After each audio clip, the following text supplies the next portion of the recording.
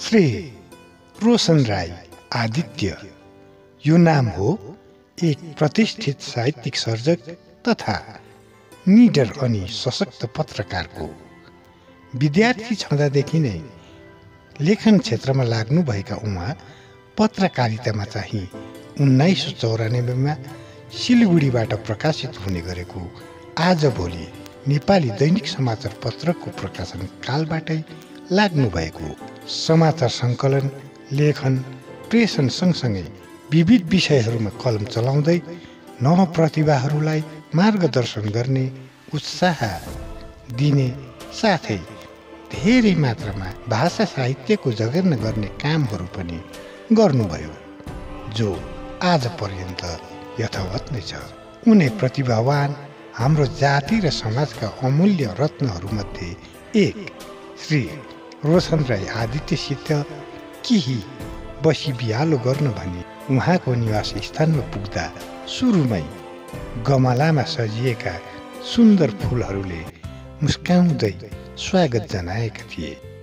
बैठक कोठामा सजिएका पुस्तकहरूले उनको गहन अध्ययनशीलतालाई दर्शाइरहेको थियो भने विभिन्न संस्था समूहद्वारा प्रदान गरिएका अनेकन पुरस्कार, सम्मान र सम्बर्धना पत्रहरू देख्दा भाषा साहित्य र पत्रकारिता प्रतिको उनको योगदान कति महत्त्वपूर्ण रहेछ भन्ने सहजै अनुमान भइरहेथ्यो। वार्तालापको आरम्भमा आफ्नो व्यक्तिगत परिचय यसरी प्रस्तुत गर्नुभएको थियो उहाँले। नमस्ते, म रोशन राई आदित्य, महेन्द्र गाउँ, वार्ड नम्बर 8, मिरिक।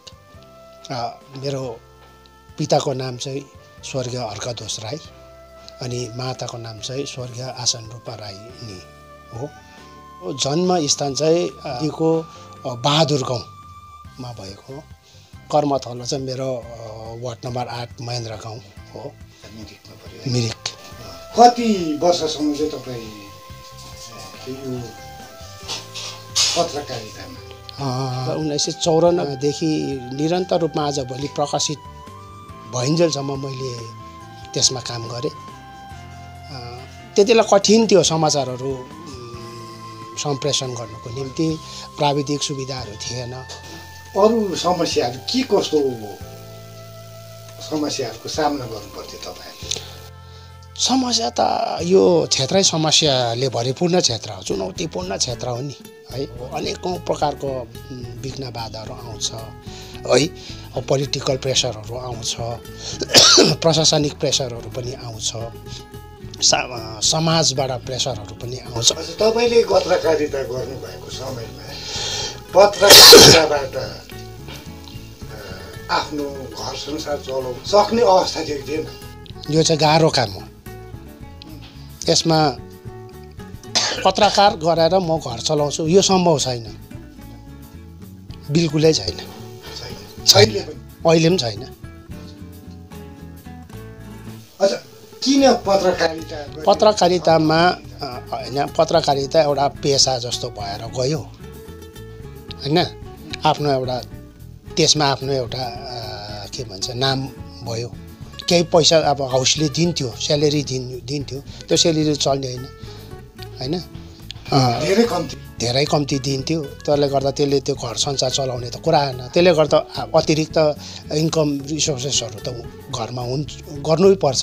पत्रकारिता सँगसँगै तपाईँले साहित्य सृजनालाई पनि सुरुदेखि नै म कथा, कविता इत्यादि लेखिरहने है मान्छे भएकोले गर्दाखेरि अनि केही पत्रिकाहरूको सम्पादन गर्दै। अब तपाईँलाई थाहा छ, हामी नै हो महेन्द्र गाउँबाट पहिलो पत्रिका प्रकाशित गरेको, अर्को घुम्ती साहित्यिक पत्रिका। त्यहाँदेखि पछि महेन्द्र गाउँबाट मैले अमरदीप साहित्यिक पत्रिका 3 अङ्कसम्म प्रकाशित गरेँ। मिरिक दर्पण 2 अङ्कसम्म प्रकाशित गरेँ। हिमालचुलिक समयमा सप्ताहमा भनौँ 3 पल्ट 4 पल्टसम्म मेरो लेखहरू, कथा, कविताहरू प्रकाशित हुन्थ्यो। लेखिने क्रम त अहिले पनि जारी नै छ भनौँ न होइन। तपाईँलाई मनपर्ने विधा चाहिँ कुन चाहिँ हो? मलाई साहित्यको मनपर्ने विधा चाहिँ प्राय सबै नै। कमानभित्रको एउटा गाउँमा हुर्केको मान्छे है,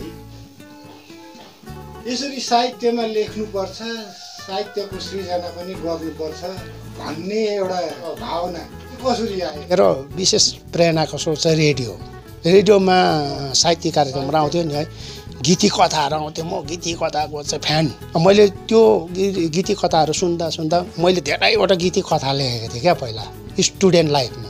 पुस्तक आकारमा कुनै कृतिहरू प्रकाशित गर्नुभएको छ? अहिलेसम्म चाहिँ तपाईँ मेरो एउटै मात्रै कविता सङ्ग्रह प्रकाशित छ। हुन त मसँग पाण्डुलिपि अहिले अब 3-4वटा पाण्डुलिपि छ प्रकाशितको लागि, तयारीको लागि। एउटा कथा सङ्ग्रह छ, एउटा बाल कथा सङ्ग्रह छ, अनि अब अन्य अब गीत गजलको सङ्ग्रह गरौँ भनेर त्यो पनि थाँतीमै छ। साहित्यकै उत्थानको लागि, समाज जागरणको लागि, जाति जागरणको लागि धेरै काम गर्नु भएको छ। त्यसबारे हाम्रो दर्शकहरूलाई अलिकति बताइदिनुहोस्। मिरिकमा एउटा सानो साहित्यिक संस्थाधरि पनि छैन। मलाई लागिरहन्थ्यो मनमा, संस्था खडा गर्नुको निम्ति 500 भन्दा अधिक चिठी लेख्ने मान्छे मै हो। यो कति हातले लेखेको 89 सालतिरको 89 सालको कुरा हो। साहित्य सम्मेलन मिरिक भनेर एउटा संस्था गठन गऱ्यौँ र एउटा साहित्य सम्मेलन मिरिकका कविताहरू भनेर हामीले एउटा कविता सङ्ग्रह प्रकाशित पनि गरेका छौँ।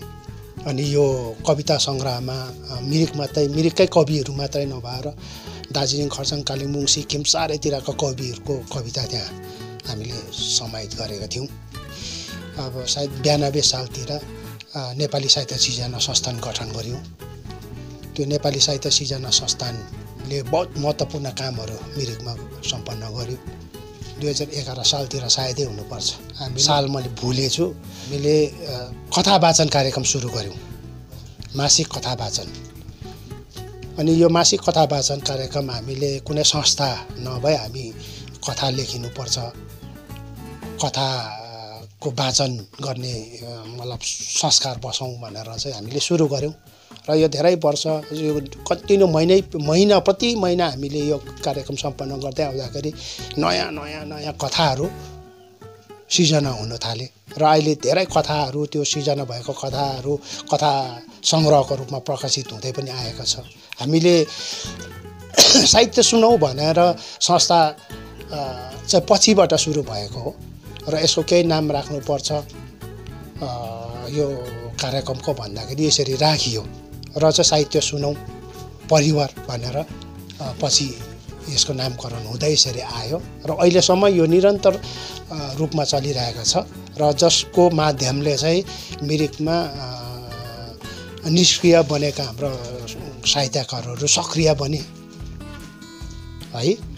अनि नयाँ पुस्ताका साहित्यकार कविहरू पनि सक्रिय बनेर आए है।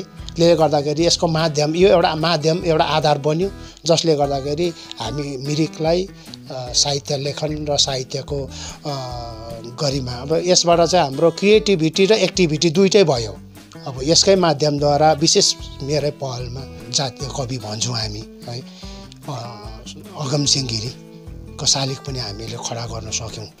तपाईँले त थुप्रै सम्मानहरू पनि पाइसक्नु भएको छ है। खास सम्मानहरू कुन संस्थाबाट पाउनुभएको छ? आशा त गरिँदैन, गर्दै जाँदाखेरि कसैले अब यसरी सम्मान गर्दो रहेछ। तपाईँले अझ सुक्न उसमा प्रकाशनले पनि मलाई प्रशस्ति पत्रद्वारा सम्मान गरे। डाक्टर गुन्नुघर्ती इन्टरनेसनल फाउन्डेसनले पनि मलाई यो प्रतिभा सम्मान गर्नुभयो।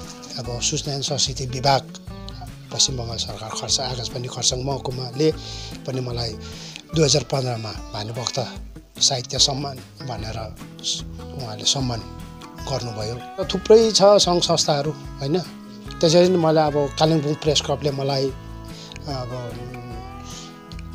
एक्सिलेन्ट जर्नलिजमको एउटा अवार्डले सम्मान गरे।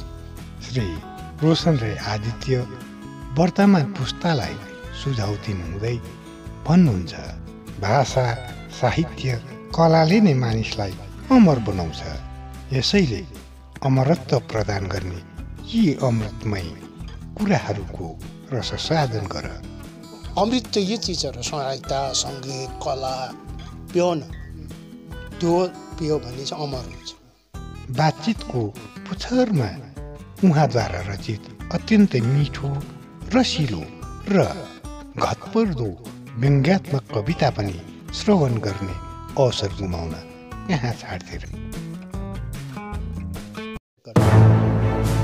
जति भरौँ भन्छु पानी, जति भरौँ भन्छु पानी, गाग्री सबै रित्यो। जति भरौँ भन्छु पानी, गाग्री सबै रित्यो। पर्दा खस्यो खस्यो पर्दा नाटक सबै सिद्धियो। पर्दा खस्यो खस्यो पर्दा नाटक सबै सिद्धियो। के नै गर्छु भन्ला जस्तो, के नै गर्छु भन्ला जस्तो उर्लियो पहाडे खोला। के नै गर्छु भन्ला जस्तो उर्लियो पहाडे खोला। बङ्गोपसागर पुगेपछि रित्तै फर्क्यो झोला। बङ्गोपसागर पुगेपछि रित्तै फर्क्यो झोला। जति भरौँ भन्छु पानी, गाग्री सबै रित्यो। पर्दा खस्यो खस्यो पर्दा नाटक सबै सिद्धियो। हाम्रै भन्थ्यौँ तराईका फराकिला फाँटहरू, हाम्रै भन्थ्यौँ तराईका फराकिला फाँटहरू। छैन रहेछ हाम्रो जोस हाम्रो आँटहरू, छैन रहेछ हाम्रो जोस हाम्रो आँटहरू। जति भरौँ भन्छु पानी, गाग्री सबै रित्यो। पर्दा खस्यो खस्यो पर्दा नाटक सबै सिद्धियो।